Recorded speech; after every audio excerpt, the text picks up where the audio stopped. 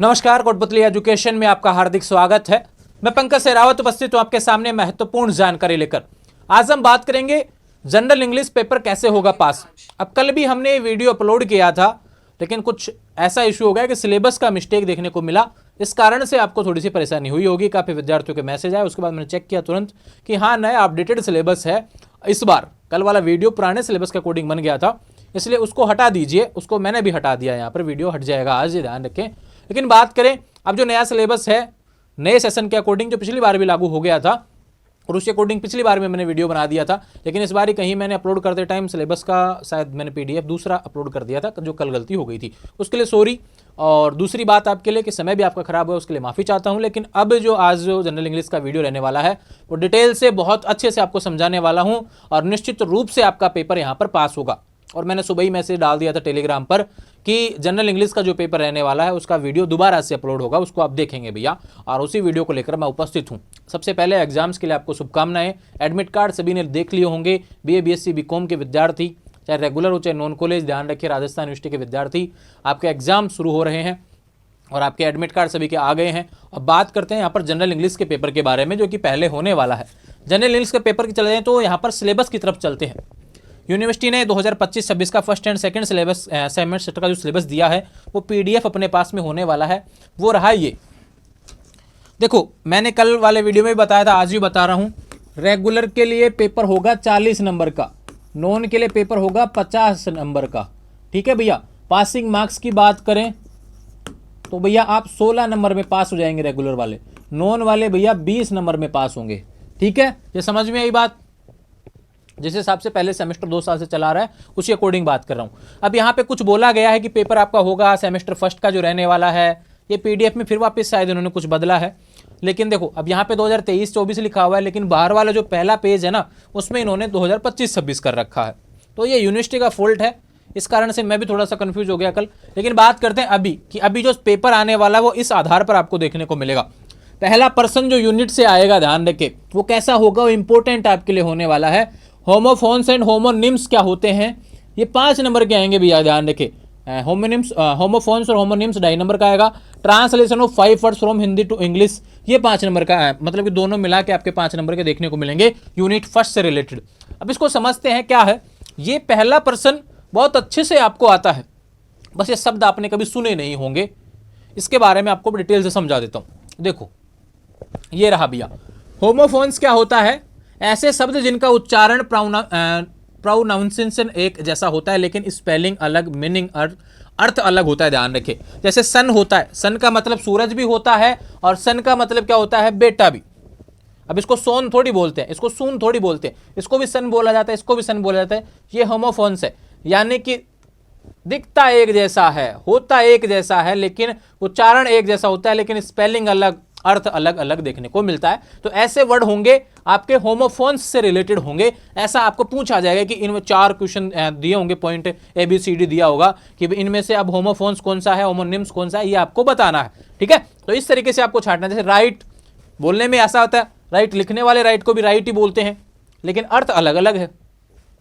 यहाँ पे सी का मतलब समुद्र, सी का मतलब देखना, बस मीनिंग अलग अलग होने वाली है। यानी मीनिंग अलग है, स्पेलिंग अलग है, एक जैसा होता है, शब्द एक जैसा होता है। तो ये तो हो गए होमोफोन्स से रिलेटेड, है ना। दूसरा बात करें होमोनिम्स क्या होते हैं, ऐसे शब्द जिनकी स्पेलिंग एक जैसी होती है लेकिन मीनिंग अलग। स्पेलिंग एक जैसी, यहाँ पे स्पेलिंग अलग है, समझो। होमोफोन्स में स्पेलिंग अलग है, बोला एक जैसा जाता है सन सन, लेकिन यहाँ पे अलग होता है। जैसे बोला ये भी एक जैसा जाएगा, प्रोनाउंसिएशन कभी एक जैसी कभी अलग अलग हो सकती है। जैसे बैट है, बैट को बोले तो क्रिकेट खेलने वाला बैट हो गया, एक बैट चमगादड़ को भी बोलते हैं। क्या हुआ, स्पेलिंग एक जैसी है लेकिन बोलने में अलग है। यहाँ पे स्पेलिंग अलग अलग है, बोलने में एक जैसा है, तो ये होमोनिम्स होते हैं। इस तरीके से आपको छांटने। जैसे उदाहरण के रूप में एक और ले सकते हैं, बैंक। बैंक हो गया नदी का किनारा, और बैंक की बात करें पैसे रखने की जगह, जो बैंक अपने होते हैं SBI, HDFC वगैरह, ये तो ये पहला क्वेश्चन इस तरीके का आएगा, आपको छांटना है। अब देखो, इसमें बताता हूं मैं कि आपको छांटना कैसे, उससे रिलेटेड देखो पर्सन भी आपके लिए लिए हैं कि आपसे पर्सन ऐसा पूछा जाएगा, which pair is a homophone. Homophone के लिए कौन सा है। अब होमोफोन का नियम क्या था आप समझो। होमोफोन्स का नियम क्या था, प्रोनाउंसिएशन एक जैसा होता है, स्पेलिंग अलग अलग होगी। प्रोनाउंसिएशन एक जैसा होता है, स्पेलिंग अलग अलग होगी, सन सन ये टिक हो गया। ऐसे आपको उत्तर सेलेक्ट करना है। होमोनिम्स का बता दो भैया, ये बैंक का उदाहरण है, ठीक है, समझ में आई बात। करेक्ट होमोफोन्स फॉर फ्लोर, तो ये आएगा फ्लोवर ऐसे।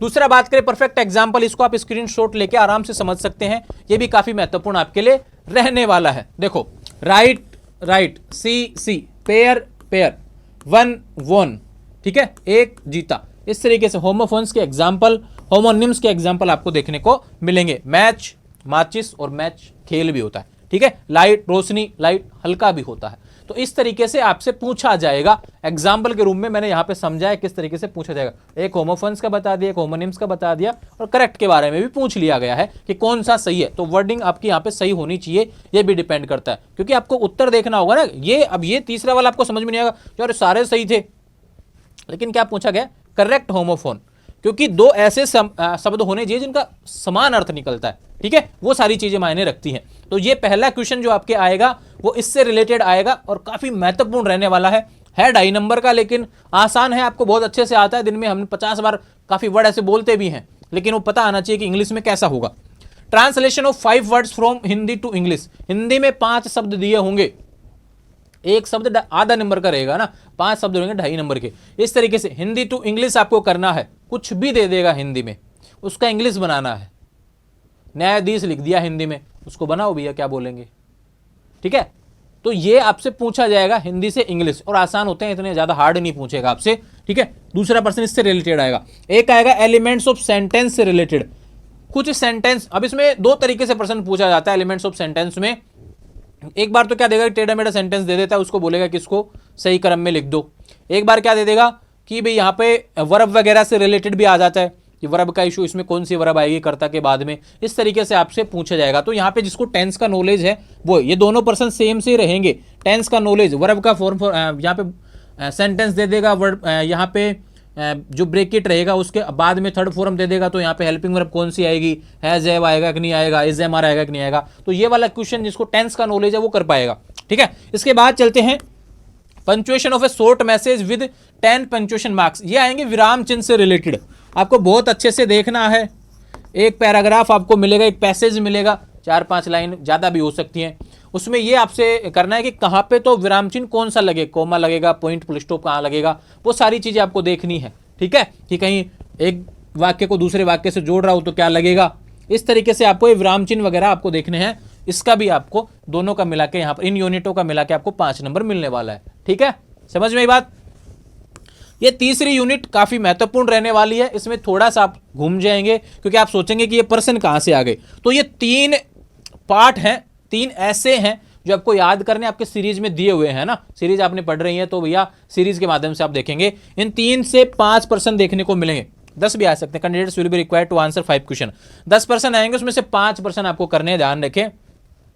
जो टेक्स्ट आएंगे इन तीनों में से प्रश्न पूछा जाएगा, इनको पढ़ जाओ, हिंदी में पढ़ जाओ, ठीक है, समझ में आ गया। अब जो क्वेश्चन पूछ रहा है तो आपके पैराग्राफ उस तरीके से उत्तर ध्यान हिंदी में रखना याद, फिर आपको इंग्लिश में लिख देना है वहां पे, ठीक है। तो पढ़ने में आपको याद होना चाहिए कि ये कहानी किससे रिलेटेड है, ये ऐसे किसी से रिलेटेड है, क्या बोला गया इसके मतलब, बर्थ ऑफ खाड़ी किसके बारे में बात की गई है, इसको हिंदी में समझो, पहले तो पढ़ो, इसको सीरीज में दिया हुआ है, फिर उसके बाद में इनके क्वेश्चनों पे जाओ।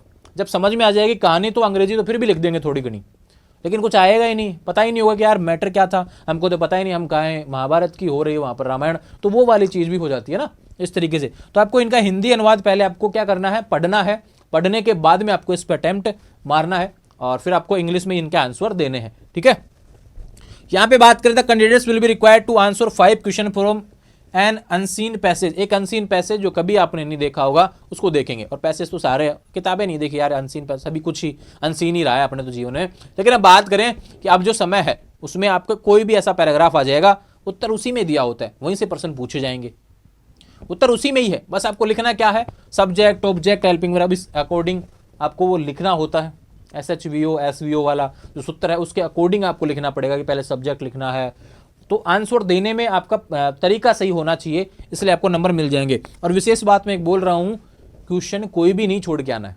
अब ये मत सोचना मैंने 16 नंबर का कर दिया बस मैं तो आगे करूँ ही नहीं, 16 में से 16 नंबर नहीं मिलते कभी भी, 40 का करोगे तब कहीं जाके 20-25 नंबर मिलेंगे।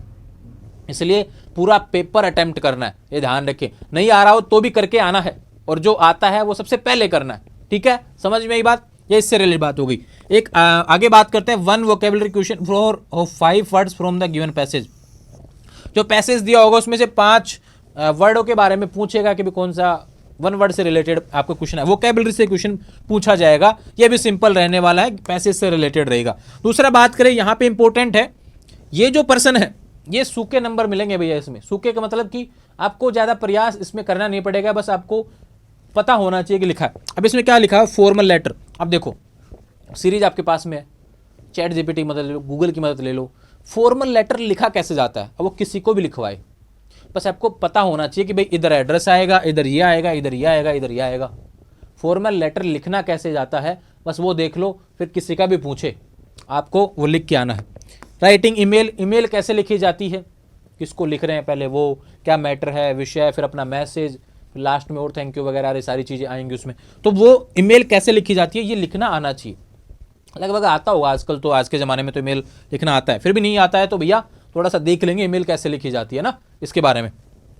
पैराग्राफ राइटिंग, ये निबंध है भैया, ये अच्छा आएगा। इसमें ज़्यादा से ज़्यादा पेज भरने हैं, 4 पेज आगे पीछे मिला के कम से कम भरना है और अच्छे से लिखना है। ये मत सोचना अंग्रेजी में कितना लिखूँ, लिख देना अच्छे से, अच्छे नंबर मिलेंगे। जितना ज़्यादा लिखोगे इतने अच्छे नंबर मिलेंगे। लेकिन ऐसा ना हो कि समझ में नहीं आ रहा है ना, तो राइटिंग भी बहुत अच्छी से रखनी है। काफ़ी विद्यार्थी इंग्लिश की राइटिंग बहुत ख़राब लिखते हैं, ऐसा नहीं करना है, अच्छी लिखनी है, अच्छे से नंबर मिलेंगे। ये पासिंग मार्क्स आपको भी मैंने बता दिया, सिलेबस हो गया। ये फर्स्ट सेमेस्टर के बारे में बात हो रही थी, और इसके बाद में सेकंड सेमेस्टर भी है, वो इसको मैंने शायद इंक्लूड नहीं किया होगा यहाँ पे।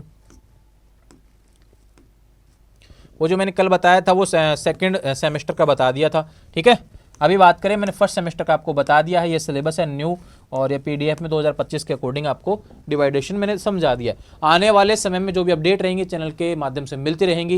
इंस्टाग्राम, टेलीग्राम, व्हाट्सएप चैनल के माध्यम से जुड़ जाएंगे। कोटपुतली एजुकेशन ऐप पर BA BSc BCom के गैस पेपर अवेलेबल हैं। अगर आपने अभी तक नहीं देखे तो वहाँ से देख लो भैया। जिन सब्जेक्ट्स का गैस पेपर नहीं बना था उनके वीडियो मैंने बना दिए हैं। बाकी सभी के गैस पेपर ऑलरेडी अवेलेबल हैं ऐप पर। डाउनलोड करें कोटपुतली एजुकेशन ऐप, वहाँ से गैस पेपर आपको परचेज करना है और अपने एग्जाम्स को अच्छे से प्रिपेयर करके अच्छे से एग्जाम देने हैं। अच्छे नंबर मिलेंगे, पास भी होंगे और अच्छे क्रेडिट स्कोर भी मिलेंगे। आने वाले समय में लगातार अपडेट्स के लिए चैनल को सब्सक्राइब करें। Thank you.